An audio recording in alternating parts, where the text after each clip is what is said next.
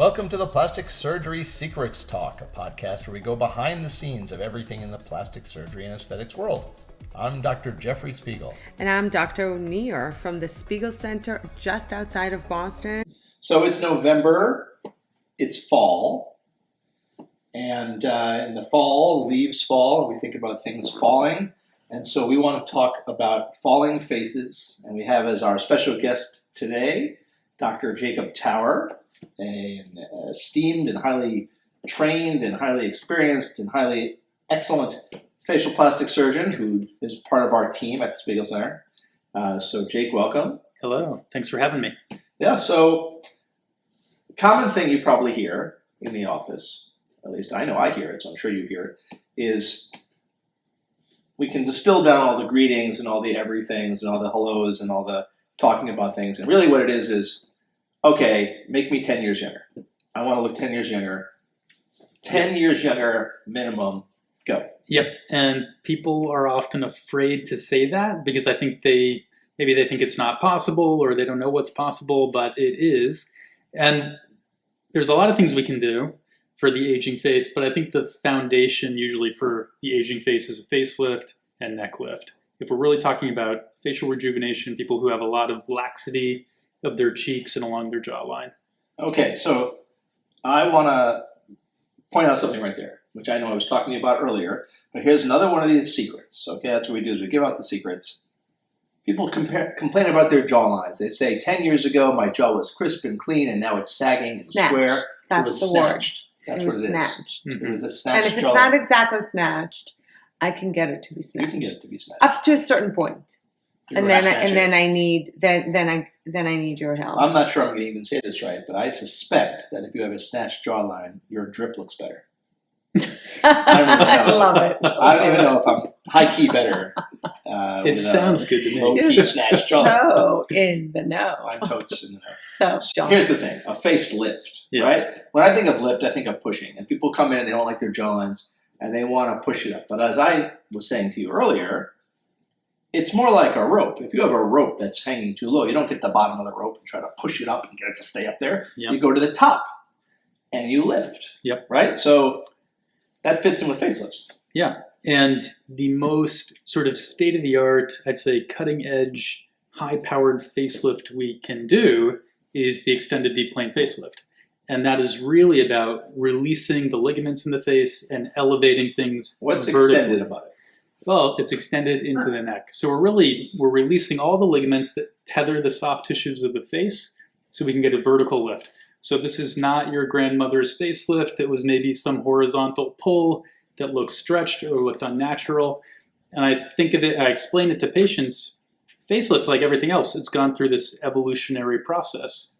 And the highest evolution we have is the extended deep plane. And so in terms of getting things to look younger, it's the most natural thing you can do. You're really restoring things to where they started. So this is exactly what I was talking about. So in a facelift, what you're saying is there are ligaments and there are things holding the face in place. And we go to the bottom ones along the jawline and the neck, and we release them so they're mobile. A more mobile face, that's the last thing you want. But then you're going up high, and you are lifting it from above, which brings everything up. It's like lifting a curtain from the top. But instead of just kind of like grabbing the curtain at the bottom and trying to flatten it and make it look natural, you're actually lifting it and putting it back where it belongs, and then taking away anything that doesn't belong. And how long is that going to last? Well, that's a great question. The way I think of it is I see patients maybe in their 60s or 70s who are coming for these consults, and I say, it took you 60 or 70 years to get here. And they want to know, am I going to have to do That's this again? because of the traffic in Boston. Yeah. They want to know, what they're really asking is, I'm going to be back here in 5, 10 years from now doing this all over again? I say, no, unless you live to be 120 or 140 years old, this should be once and done. It should have the longevity to get you.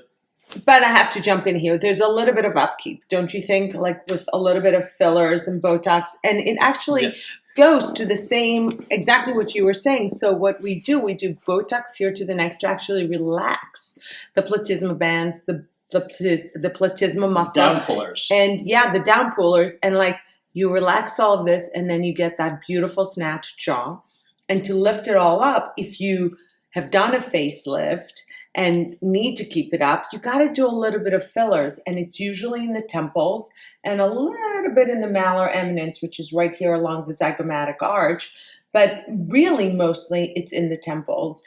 And for those that haven't done the facelift yet or are not there yet, that's another preventative way of never needing that facelift is start from the top.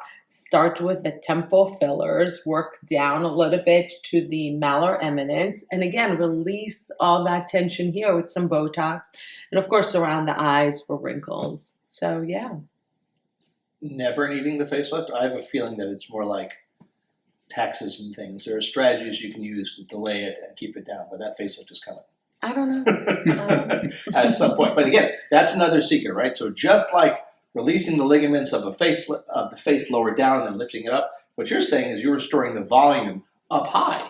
And that's a true secret, folks. If you're listening to this, I don't know if you missed it. That's a big one. You might be thinking, I need fillers in my nasolabial folds. I need fillers around my mouth. I need fillers around my jawline. And sometimes you do. But if you come in and we say, oh, you don't like that part of your face? We're going to put the fillers in way up by your eyes. You might be thinking, uh-oh. But that's the secret. That's temple the secret. Fillers. And the other thing is keeping the skin tight. So years ago, that's all we had was fillers and Botox. The fillers have improved, gotten a little, different, but that's all we had. Well, now with the Morpheus, you really tighten the skin so everything stays a lot longer. So I think that's like the evolution of automobiles. You were saying the evolution of facelifts. I think this is like the evolution of automobiles. And that probably makes no sense, but here's why it does. You had the 1-cylinder, 2-cylinder, 3-cylinder, Model T, Model whatever Fords that putted along the road, and they were pretty good. And then you get to the 1980s, you had these V8 gasoline engines. And then you get to today, and the same cars produce more horsepower with less gasoline. But the future is electric.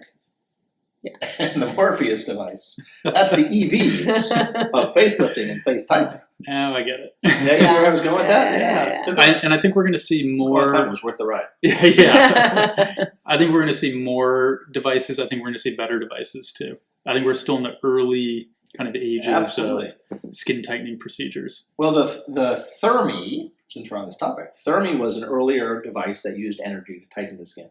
The concept, as I think we've said before, is that if you take a natural fiber shirt and throw it in the dryer, the energy from the dryer makes it shrink. But we're all made of natural fibers. Some of us are not completely natural fibers, but mostly natural fibers. And so if you put on the energy, we're going to contract and shrink as well. And so the earlier devices like Thermi, they put energy in a little blindly, or Ulthera a little blindly, or Thermage, right? A little blindly, just kind of threw energy at it, but you couldn't get the maximum energy. With Morpheus and with Accutite and FaceTite and BiTite, it's constantly checking the amount of energy that goes in so you can really peak out. And I think, like you said, as time goes on, we're going to get better and better at positioning it to just the right depth and the right energy. I have to interrupt you. If you do any better with these devices, you will never do another facelift. Well, because you've done pretty It all good. depends if people keep These up with it. results If you come in are early, time will tell. if you come in early and stick with it, you may be right, but Yeah. people do not. So there are ways to turn back the clock, and I think 10 years is a very reasonable Yeah. And I think estimate. for anyone watching or listening, there's always the question of, well, how far can I go before I need a facelift? Like, how much Morpheus can I do? And then at what point do I really need a facelift? I usually explain that once you have visibly sagging skin, jowling, or a lot of laxity in the neck, I think some of that skin needs to be removed, but maybe you differ from me. I think so too, but it depends on your age, right? So if you're young, you can just sort of contour the deeper tissues. Mm-hmm. But as you get older and it's drooping, you got to take it out. Once you have the drip. Once you have that drip of your face, interferes with your overall drip, and you gotta fix that. Now, that's not all though. If you want to look 10 years younger, we can spend 3 hours doing a facelift, and it's going to turn back the clock 10 years. So that's a really good trade-off of time. 3 hours for 10 years plus. But you still got to make sure your face is bright and youthful as well as tighter. And see how I did that, the tight and bright thing? So, Dr. Onir, tell us about that. Well, that's actually really right. So we've talked about Morpheus ad nauseum, and before that we talked about IPL ad nauseum because we didn't have Morpheus, right? So now that we have Morpheus, that's all we've been doing. But truthfully, the combination of Morpheus and IPL, which is the tight and bright, that's what's going to get you an unbelievable result, because now you're getting rid of all the hyperpigmentation, getting rid of any rosacea, and on top of it, tightening the skin with the Morpheus and reducing the time, the recovery time. So if you only do Morpheus, you may be still platchy that night or the next day. If you do the IPL right before it, there's no downtime. Like, there's no downtime. And that's the real discovery you had. Yeah. That it makes it tight and bright. And that's how you came up with that, because it's tightening the skin and brightening the skin. And that's another secret. Ding, ding. The editor, are you putting in the dings here? Because that's another big secret, that having smooth skin, you can still look too old if your skin looks weather-beaten. Right. Or splotchy or red. Absolutely. So when we started doing this, we would say, let's do IPL. A month later, we would do Morpheus. A month later, we would do IPL. And then a month. So the whole thing the whole process took like 6 or 7 months to get it all done, because we knew the combination would work really well. Well, I started doing it on close friends where I could really watch them carefully, sister, what have you. And it worked so well to do the IPL and right afterwards the Morpheus at the Tighter same and brighter, visit. it's efficient. Tight and bright, and it's so efficient. And now we've been doing this for, I think, since before, right around middle of COVID. So 3 or 4 years. The results are phenomenal. We've done it on hundreds of patients, and we've coined it tight and bright. Now, could you say that tight and bright cures COVID? I would say. Well, they coincided with the innovation happened at the same time. Right? But my point would be, there's something. You look so good, it doesn't matter if you have COVID. That's really what I'm trying to say. So, one last thing. It's November, so I'm sure you're all watching at Dr. Spiegel social media all the time for our Black Friday specials and things. Absolutely, right? Can't miss it. But we're not going to give it away because it is November 1st. So you gotta sit we on the edge of your seat. Got to keep you. We have to keep one secret in our pockets here. All right, so let's review secrets of lifting. Dr. Onir. Fillers to the temples, Botox, botulinum, Lovesium. Release low and pull and lift high. There you go. Exotic. Secrets to facelift. Go deep, release low, pull and lift high. It's going to take off 1, 2, 3. You could look like a fetus. That's what I'm trying to say. It's going to be. We have to tone it down so you don't look too young. Device secret. I think the device to watch out for is something called Elicor. Everything else is microneedling, energy-based. This is going to be actual micro-coring, removing skin without a facelift. And without any signs that you were there. That's right. No scars. That's right. Now, that is because, and then tight and bright. Wait, before I get to that. Tight and bright, super secret, combining 2 effective procedures, supercharges them, and makes it so that you get the great results without the signs and without the recovery. As the surgical side, we're like ninjas. We have to get in and get out with no sign that we were there. That's why we don't wear shoes, because it doesn't make noise as you walk around like ninjas.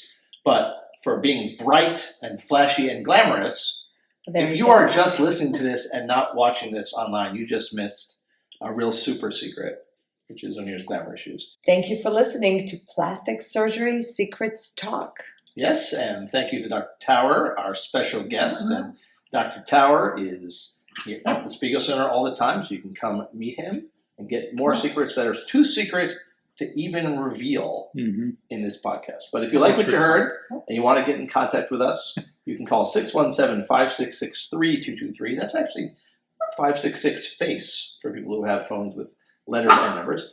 Or you can email us at info@drspiegel.com, I before E, remember? Or follow us on social media. That's at Dr. Spiegel.